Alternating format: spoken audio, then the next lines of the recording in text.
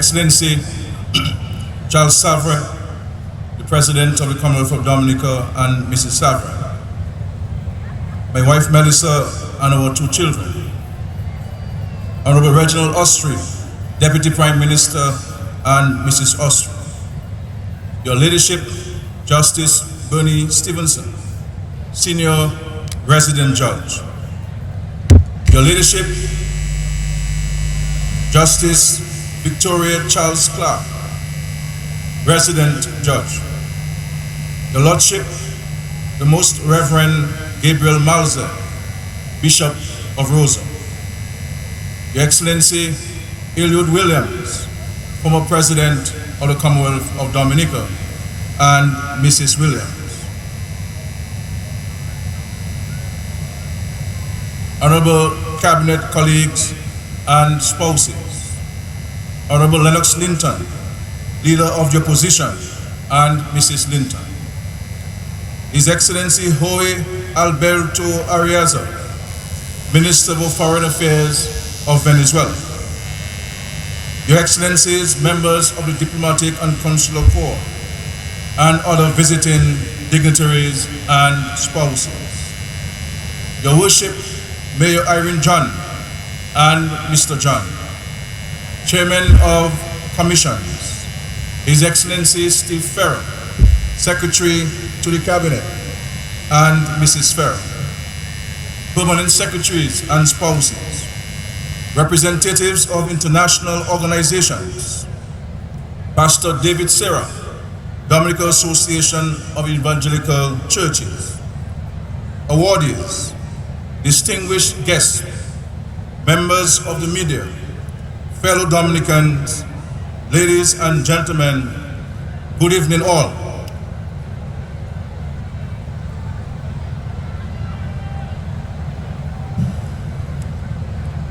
Fellow Dominicans, wherever you may be, and through whatever medium you are joining us on this momentous occasion, good evening and happy independence to all.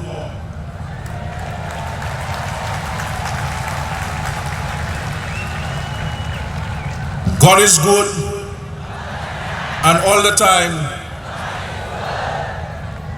13 months ago, we woke to a Dominica none of us could have imagined.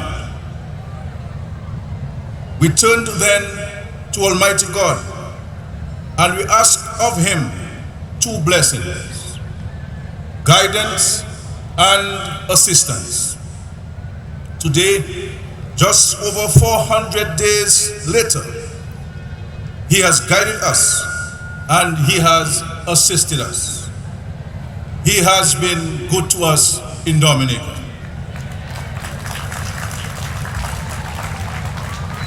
To God be the glory, great things He have done. As we survey the social and economic landscape of this our beautiful country, it is indeed appropriate that we stop and give thanks. That we stop and chronicle the wondrous works of Almighty God in restoring this country to a land of beauty and bounty. We heard in recent weeks about the state of sister countries and locations 12 months following the passage of Hurricane Maria.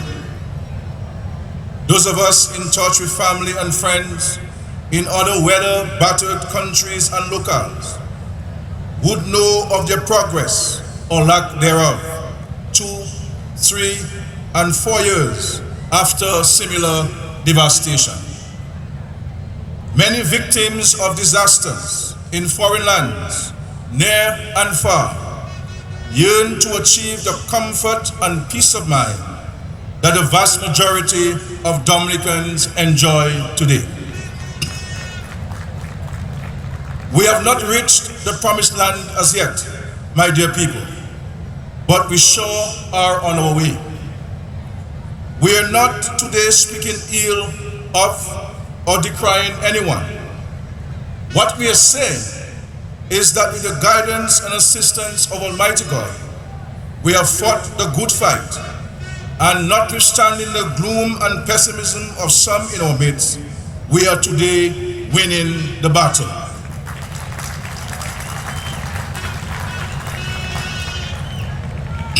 Indeed, during the past week, I moved around Dominica and I saw the progress that we have made.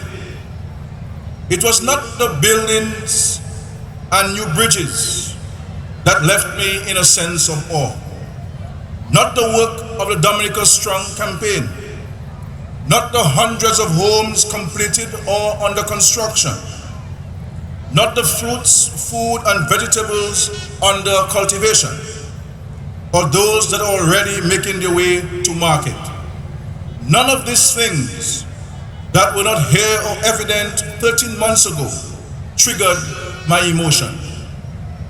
Nothing impacted me as much did the smiles and looks of contentment on the faces of Dominican children, parents, and godparents alike.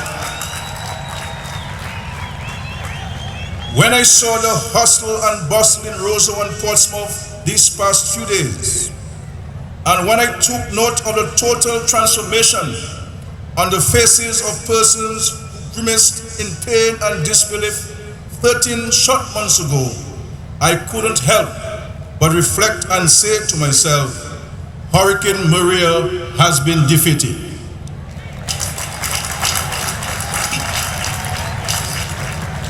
Hurricane Maria messed with the wrong island.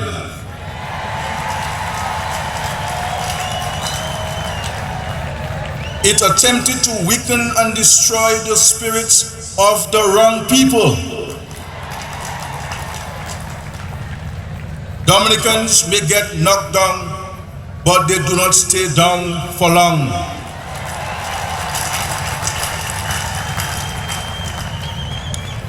I said to myself then, and I say to you today, my sisters and brothers, Dominica is back. Dominica is moving. Dominica is on the road again. Thanks be to God.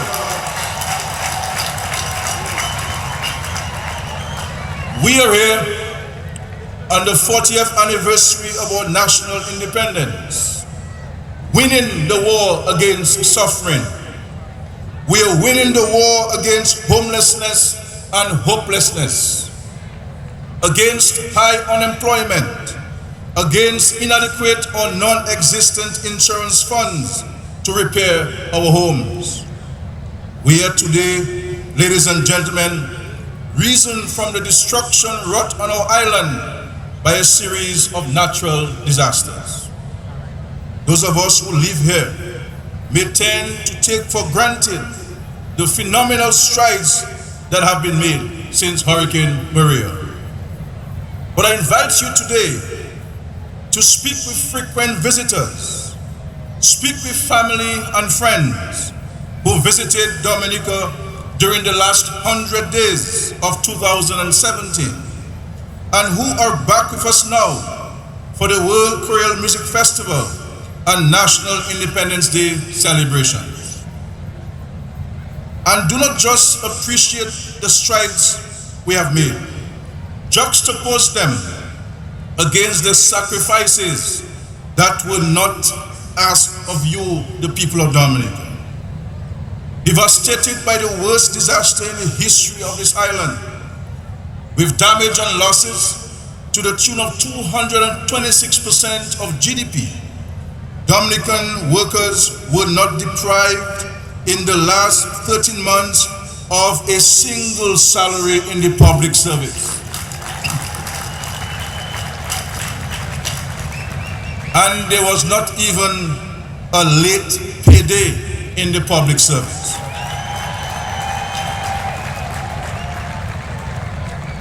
Not a single government worker was sent home or placed on reduced working hours. No social service was cut or withheld. Indeed, many were improved and enhanced.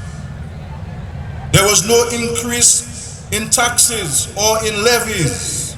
Indeed, far from increases, there was a suspension of the payment of taxes and other impositions on most imported items.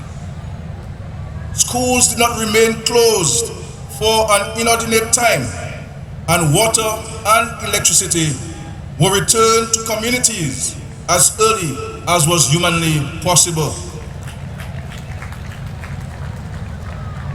You were here, ladies and gentlemen.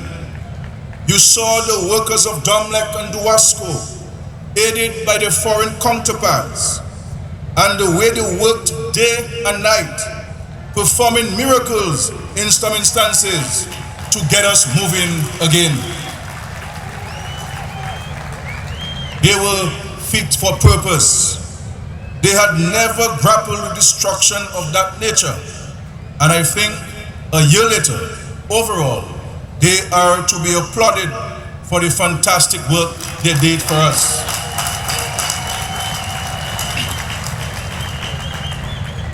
I think today also of the developers who front-loaded money in anticipation of the revenues from the Citizenship by Investment Program and aid and assistance from the international community. Had we waited on cash in hand, ladies and gentlemen, those 341 homes being constructed at Bellevue Chopin would not be at the advanced stage of readiness that they are at today. Houses built in Soufriere constituency and the Kalalago territory would not today be ready for occupation. Had we not taken a leap of faith and proceeded with the Dominica Strong campaign that has cleared rivers and water courses, we would have been, in this current hurricane season, a sitting duck of nature. Had we not proactively engaged with our partners and friends in the international community, our progress this wondrous day would not have been anywhere near what is evident for all to see.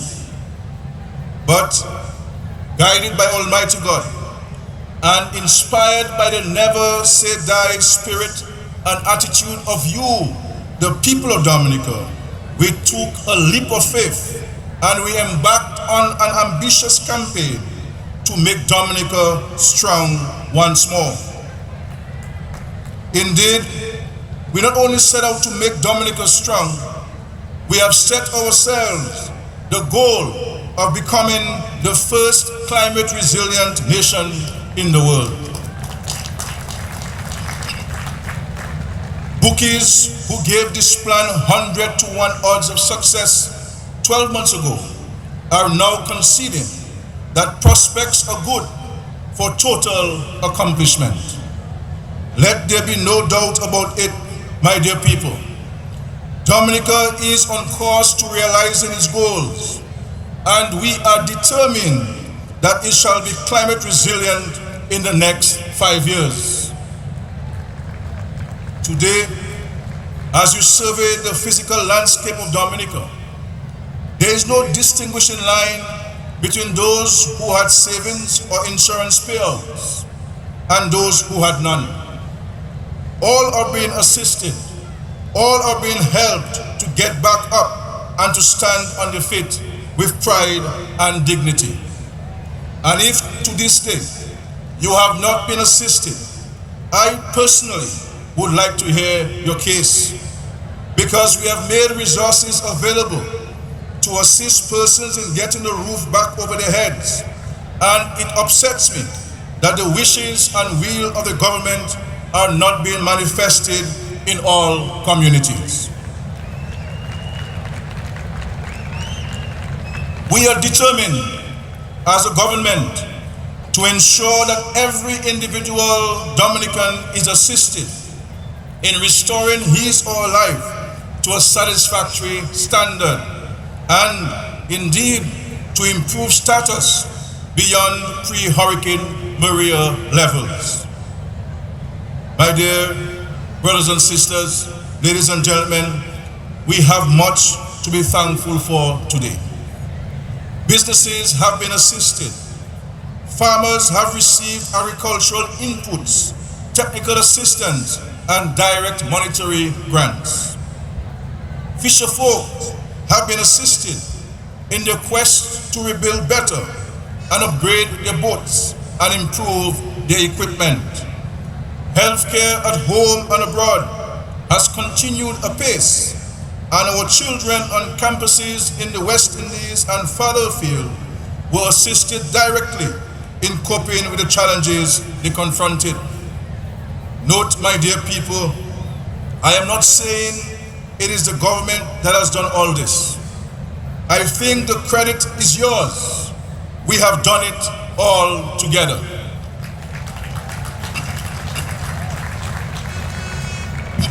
We did our part as the government, and you responded as a mature, responsible people. It is you who looked out for your neighbor.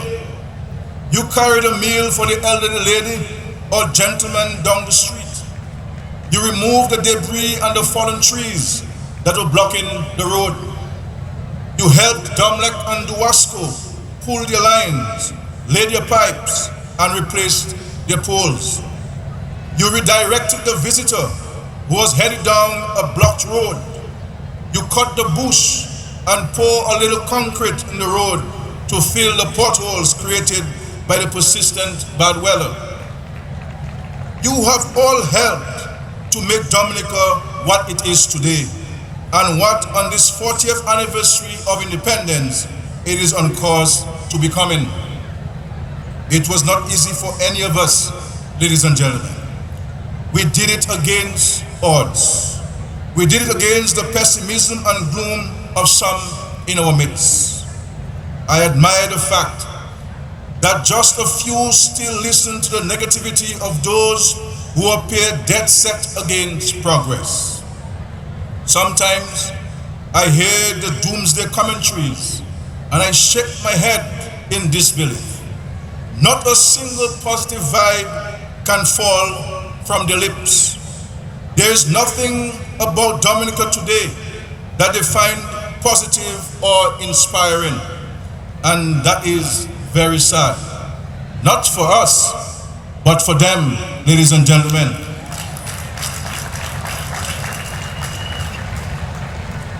But then, against the backdrop of negativity, I receive your mails, WhatsApp messages, and phone calls telling us, your government, to press on.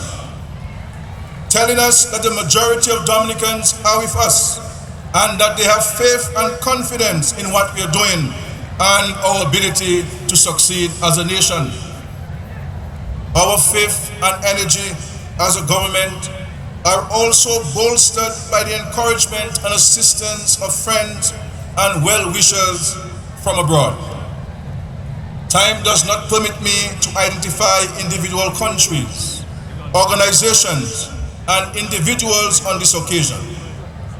But I know there are many in this audience who have helped personally and who are today representing agencies and countries that have helped in the rebuilding process.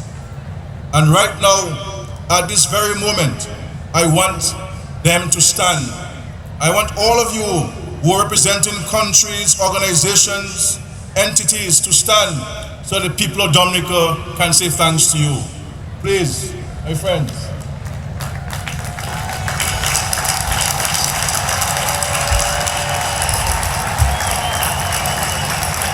Stand, our sisters and brothers from across the globe, and be applauded by a grateful people. We are certainly grateful for your assistance. Whether you're here in your personal capacity or are here representing a government, an overseas agency, institution, or country, we want to say thanks to you. We want to say how grateful we are. Had it not been for you, we would not be here today celebrating and giving thanks. We could not have done it without you. Please convey to your government, board of directors, and governing bodies our heartfelt thanks and appreciation for all you have done. Dominica is today on a forward track because of friends and well-wishers such as yourselves. We thank you profoundly and profusely.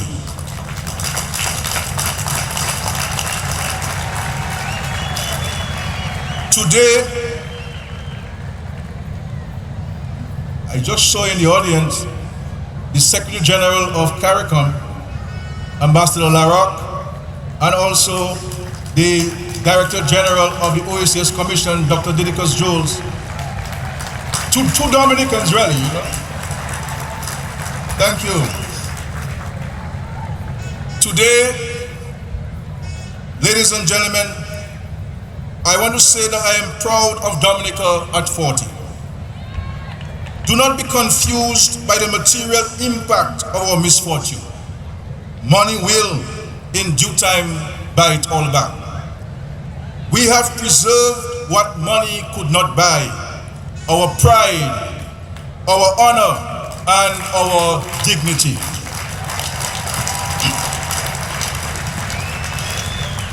We have fought the good fight, my dear people, and today I declare we are winning the war.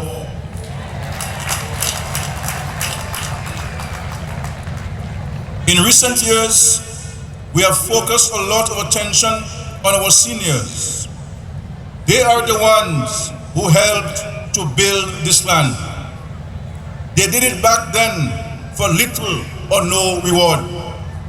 And this is why I believe strongly that we must never, as a subsequent generation, trivialize the contributions of those who have gone before us.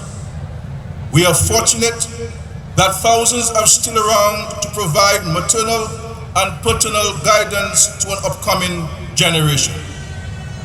We all speak today of Hurricane Maria, but I want you to cast your minds back on the last decade.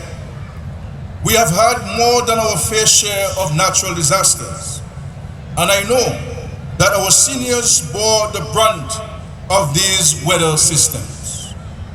Those of us of working ages are fortunate to be in a position to have the strength, knowledge, wisdom, and opportunity to continue earning so as to better ourselves. We are fast approaching a stage in Dominica where, with the opening of several major hotels next year, hundreds of us may be able to consider and contemplate a second job. There is absolutely nothing wrong with this. Indeed, we shall encourage it. But our seniors get by on a set income. Prices rise, but their earning capacity is contained and constrained. They are some of the most vulnerable amongst us.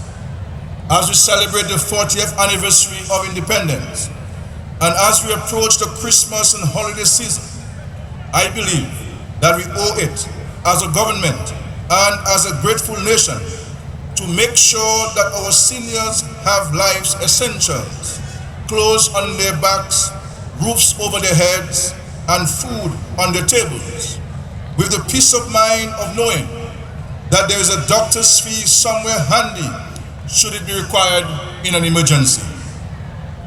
Our earnings from the Citizenship by Investment program continue to be high.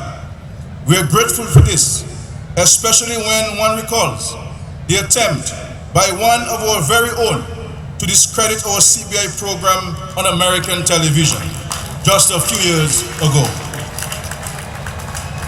We are particularly proud of the work of those who forged ahead and have today made Dominica's Citizenship by Investment program #1 in the English-speaking Caribbean. Do not let the purveyors of hatred and misinformation confuse you, my dear people. By any measure, using whatever yardstick we choose, Dominica's Citizenship by Investment program is the most successful in the Caribbean today. It has served to bring us back from the brink of collapse following the passage of successive weather systems and it is today the source of funds that I will be using as Minister for Finance to ensure that our seniors end the year 2018 with a smile on their faces. Yesterday, I instructed the Financial Secretary to prepare the necessary paperwork for there to be an appropriate authorization for the granting of a one-off gratuity payment to the lowest paid categories of pensioners in Dominica. Those who currently receive $300 a month as a non-contributory pension shall, in the month of December, receive a total of $500.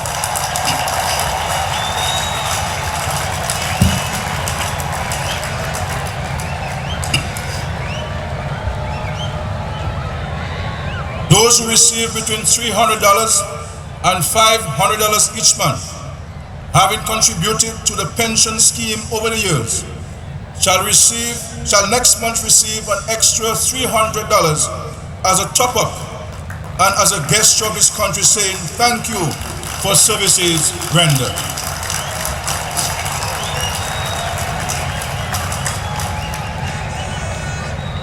As time goes by and the finances of the country improve, there are other categories of seniors and other individuals whom we shall also identify and to whom we shall also express our gratitude. Indeed, whilst I'm at it, ladies and gentlemen, I want to highlight the contributions of a few heroes in our midst. There are hundreds of young Dominicans who, ever since your Labour Party administration assumed office in 2000, have benefited from scholastic opportunities abroad. There are those who were fortunate to receive full scholarships, and there were those whose parents had to finance their tuition and who themselves had to take out loans. I am particularly impressed with those who borrowed money from the Student Revolving Loan Fund and who, against all the pessimism and gloom preached daily by some in our midst, returned to our country, Dominica, to contribute to the development of our island. Their skills and knowledge have been a tremendous asset to Dominica in this build-back period. They could have remained abroad and earned, as Chuck just sang, the Yankee dollar. But they chose to return to Dominica and be part of the building and rebuilding process. They work each month and they make the sacrifice of repaying their loans. There are also those who, unfortunately, have not yet found employment or satisfactory employment, but who are still bonded by law to repay their debts. We need them home, ladies and gentlemen. We cannot be training our citizens for the benefit of other countries and economies. We need their skill set here in Dominica, especially now as we embark on the task of building a climate resilient nation. I admire their sense of patriotism and love for this country. I have therefore again advised the relevant authorities in government to effect a system whereby, come January 2019, the outstanding balance on the accounts of all graduates who have returned to Dominica and who are either working or in the process of seeking out employment shall be slashed in commemoration of this particular anniversary of independence.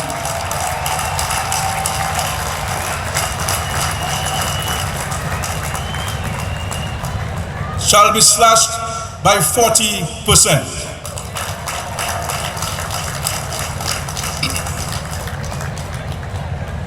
Whatever they owe Aid Bank and other institutions for the student loan, the government shall absorb 40% of the remaining balance as a means of saying, congratulations on your achievements.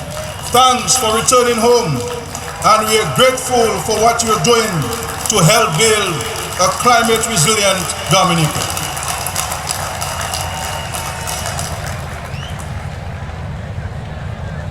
And while I am on the topic of education and scholarships, ladies and gentlemen, I wish to thank those governments and universities abroad who have continuously, over the past 18 years, sponsored and embraced our students on full and partial scholarships. This has been of tremendous help, not only to their families, but to the government of Dominica, which was otherwise able to finance the upkeep and improvement of primary, secondary, and Dominica State College education. In this regard, I feel compelled this evening to single out what I refer to as the Dean of Scholarship Providers, the government of the Republic of Cuba, for its sterling record in this area of providing scholarships to our students. The Republic of Cuba came to our aid at the dawn of our political independence 40 years ago and has never flinched in its commitment to providing full educational scholarships for Dominicans in various disciplines. Muchas gracias. Muchas gracias.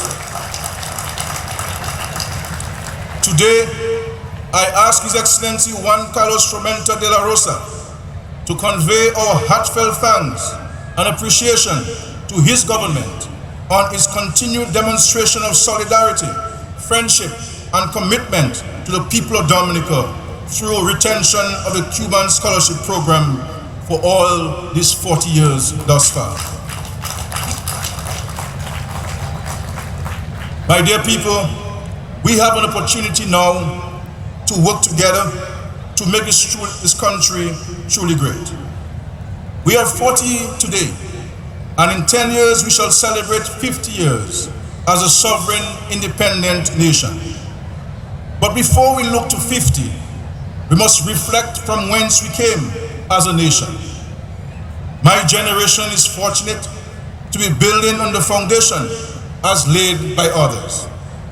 As we look back on the last 40 years, this country has been blessed to have had some very strong and competent leaders.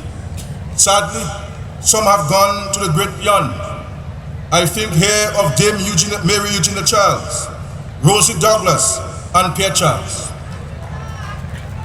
But we are fortunate that several are still with us today to share in this moment of national pride and celebration. I think here of our very first Prime Minister and the man who led us into independence and who was there to raise the very first flag on the day of our independence. Today, we salute Patrick John, our first Prime Minister.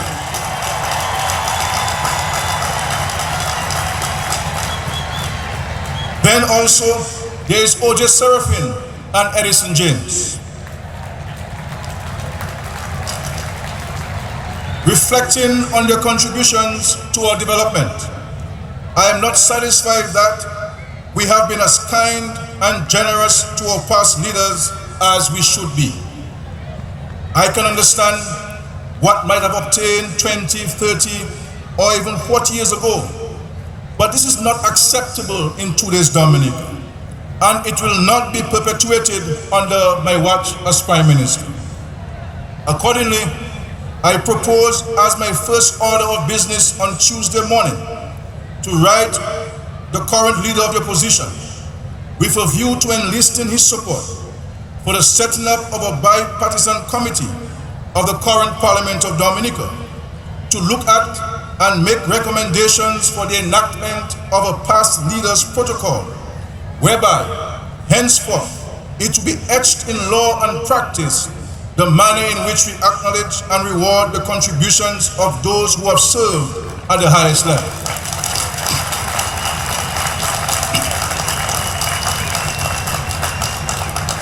I do not wish to anticipate the work and recommendations of that committee, but I am persuaded that at this stage of our development, No former leader should be receiving as a pension anything less than the current salary of a minister of government.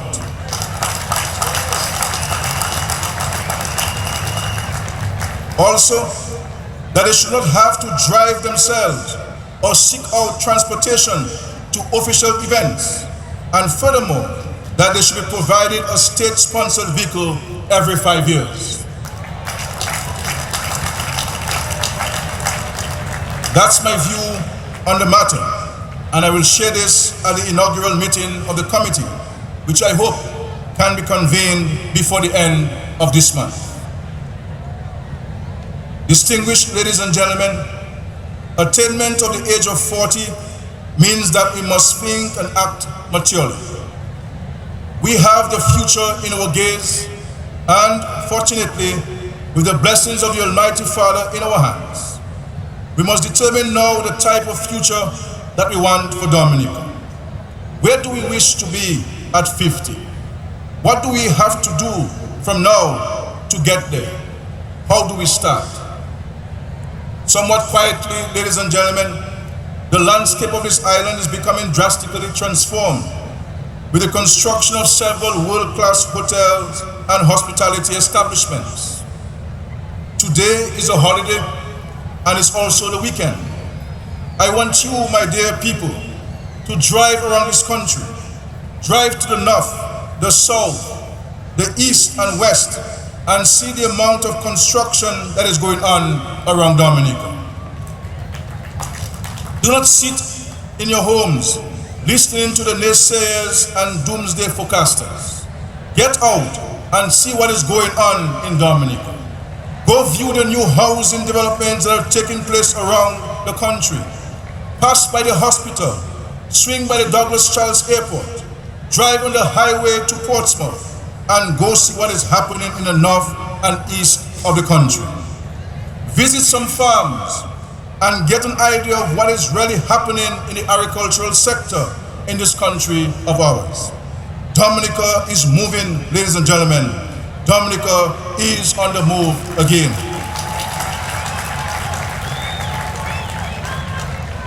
In my excitement, I digress, ladies and gentlemen. But I was making the point that hundreds, indeed thousands of Dominicans will find permanent work over the next 5 to 10 years in the hospitality sector. Starting as early as mid-2019, we will have the opening of our very own Jungle Bay Resort, and this will be followed soon after by the world-renowned Kempinski, Marriott, and other international brands. We must, as a nation, be ready for this period. We have to have a workforce that can dispense the level of service that is required and which is expected at the 4- and 5-star level. The developers and management companies will play their part, I am sure. But I believe the time has come for Dominica to fast-track the establishment of a modern hospitality training institute, whereby not only unemployed and underemployed persons can go for training, but also where existing government and private sector employees desirous of pursuing a new career or second career can also access high-quality training in the various disciplines of the hospitality sector. I will very shortly be taking before the Cabinet of Ministers a paper which would provide for leave of absence to be granted to existing government employees desirous of pursuing training in hospitality services, whether it be hotel management, food and beverage, housekeeping, landscaping, engineering, or administration. I want for Dominicans to be ready and qualified to assume senior and managerial positions in these new hotels that will be opening. Therefore, in the weeks ahead, we shall be consulting regional and international agencies with a view to establishing a national training facility for persons desirous of working in the vital tourism and hospitality sectors. This venture shall again be funded fully with proceeds from the Citizenship by Investment program. So this 40th anniversary of independence, ladies and gentlemen, must and will be used as the staging point for us to ready Dominica for its 50th anniversary celebrations. By then, we will have achieved the enviable status of becoming the world's first climate resilient nation. By then, our tourism product and plant would have caught up with and surpassed many, if not all, competing destinations. By then, the new Dominica China Friendship Hospital would have been long opened and will be dispensing world-class healthcare to Dominicans and visitors from near and far. By then, we would have had a modern cruise ship village, resplendent with high-end duty-free shopping and quality entertainment. By then also, we would have an international airport receiving direct jet services from Europe, North America, Asia, and very importantly, the African continent. Only last week, I met with the President of the Republic of Ghana, and he lamented the challenges they have in accessing these islands, inhabited by persons whom they refer to as brothers and sisters. So the horizon is bright, my dear people. At age 40, it is not midlife for Dominica. Age 40 is rebirth for Dominica. Age 40 is the dawn of the new Dominica. This country is moving, my dear people. Dominica is on the move again. At age 40, there are also some adult conversations we need to have as a nation. Capital punishment is one of them. Is it still a deterrent? Is it humane? What objective does it achieve? Is it desirable? Is there another and a better option of punishment? This is an issue that we have to confront sooner rather than later and adopt a position. Your government will, in the months ahead, seek out perspectives from various enlightened groups internationally and share them all with you. In this way, the position we finally arrive at can be informed and sound based on reason and facts rather than emotion. Decriminalization of limited quantities of marijuana and the use of certain potencies of marijuana for medicinal purposes is another issue we must confront, having reached the age of 40. Dominica does not need anyone to dictate to it what its policy on this issue should be or must be. I, Roosevelt Skerrit, might very well vote no on this issue, but it is not for me to impose my personal likes and dislikes, nuances and preferences on you, the people of Dominica. We are today 40 years of age, and that is the phase at which we discuss these issues with a measure of maturity and arrive at a position in the best interest of the country. So the issue of whether to allow the use of medicinal and or recreational marijuana is a matter that will also come under the microscope in an open and transparent manner in the months ahead. As a matter of fact, the first national consultation on the decriminalization of marijuana and its use for medicinal purposes will be held on November 16, 2018. Dr. Donald Peters has been appointed as national coordinator for this initiative. But I want to say to you, in respect to the decriminalization of marijuana, we as a country must be very, very careful about exposing our young minds unduly to this substance. So whatever we do in respect to this, we need to ensure that we properly and adequately protect our children and the young people of this country. And I will say to you that marijuana or the use of marijuana is not going to be an economic transformation of Dominica. That's not going to change our economic well-being, my friends. So let us not depend on it, but we believe that certain portions of the marijuana needs to be decriminalized to allow persons to have access to it. These are matters, my dear brothers and sisters, that we can no longer mutter under our breaths. I tend, as a person, to walk the conservative line, and I know that the party I have the honor to lead is not too distant in its thinking from me. But this is a democracy in a country celebrating 40 years of political independence and sovereignty, and therefore we feel strongly that the views of the public should and must be heard on these matters. So be warned, my friends, that at age 40 means us having enlightened, mature discussions on matters that will impact our way and quality of life in the years ahead. We are part of the international community, and just as we are in the vanguard of raising global awareness on the issue of climate change, so too must we not shirk our responsibility to adopt and assume positions on other current and emerging international issues.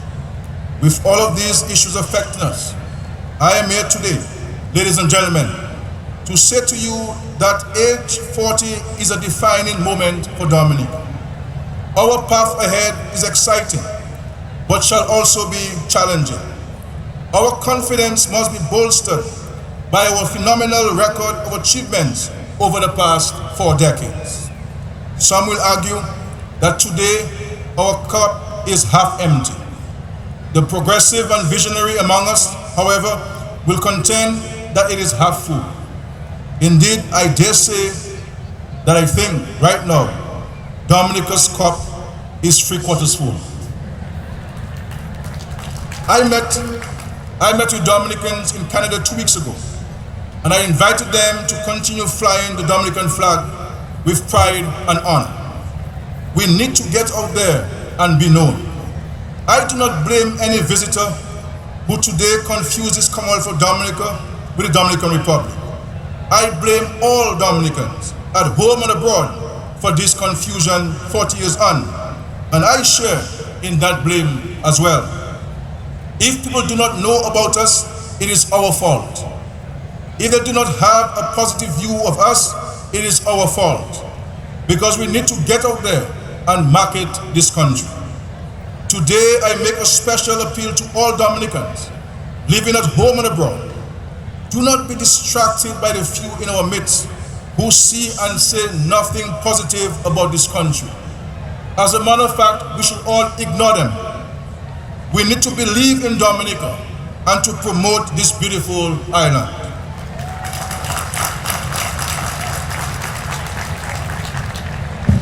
If I, as Minister of Finance, I have to spend every cent we earn on media advertisements to tell people about Dominica and to come visit and invest in Dominica, then we would have no money to underwrite the cost of social services.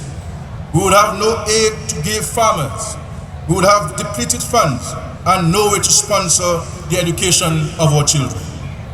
I believe that with 72,000 marketing managers resident at home and more than 10 times that number residing on every continent in the world, there is no need for me to spend hundreds of millions of dollars in newspaper, magazine, and television advertising. Granted, we still have to spend some, but it doesn't need to be excessive. I need Dominicans to market Dominica. I need Dominicans to cease speaking ill of Dominica. I need anyone who has a few minutes on international television to not tell the world how bad Dominica is and that they should not acquire citizenship of this country. Rather, I need any patriotic Dominican with an opportunity to do the opposite, my dear brothers and sisters. I need you to promote our safety, promote our food and culture, promote the warmth of our people and the stunning beauty of our landscape. We need to stop the crying down and tearing down this country of ours. Of course, there are those who cannot help themselves and who will never have anything positive to say about this country. But that is why they are where they are and shall remain there for a very long time.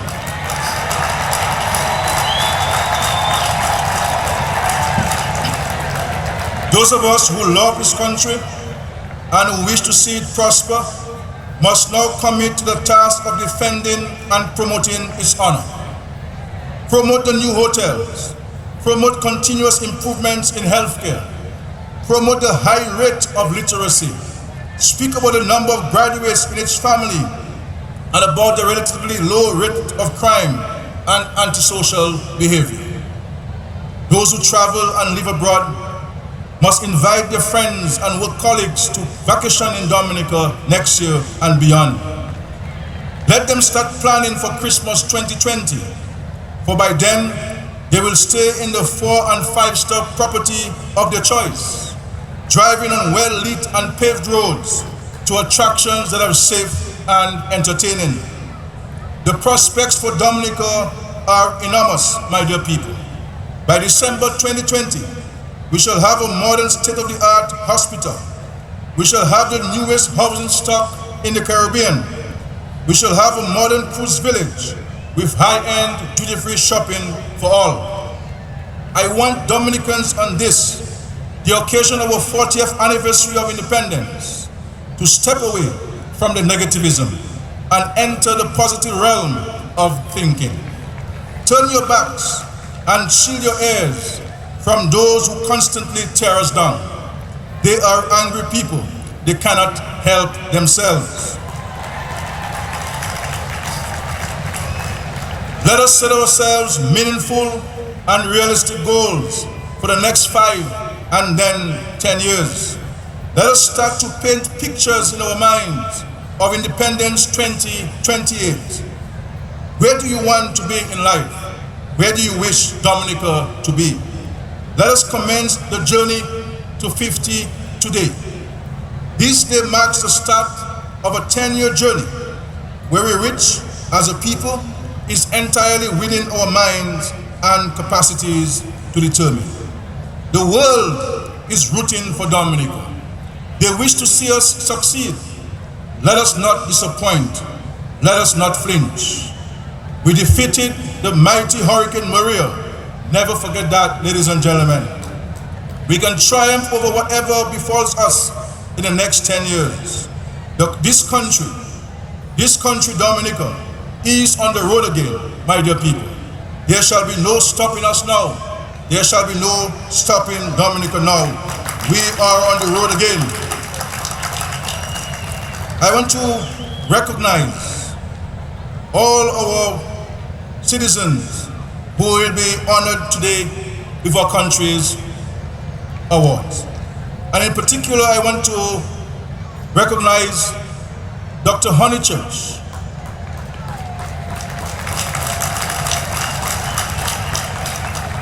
Dr. Honeychurch has been with us for all of his 40 years, our journey as an independent nation. I consider him to be a national treasure, national icon, one who has educated every single citizen with our historical facts and our history as a people. And I say to you, Dr. Honeychurch, that you are certainly deserving of this highest award our country can bestow upon you.